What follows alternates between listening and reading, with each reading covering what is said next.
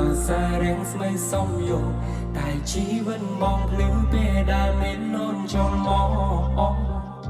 ថ្ងៃដែលពួកយើងរងចាំហើយនេះគឺជាស្នេហ៍យើងខែមកច្រើនឆ្នាំតស៊ូតាំងពីក្ររហូតដល់មានបានទុំអាក្រងឬល្អបងតែមានលូនក្បែរប្រា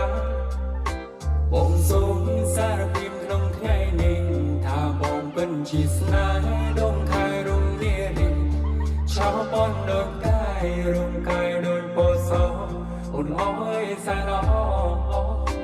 គុំស្អាតខ្លាំងវិញបងសុំមកបងទុំរំមិនឈប់បែរលោលោជុំថ្ងៃលេងជាថ្ងៃវេប្រាំផងបងមិនធ្លាប់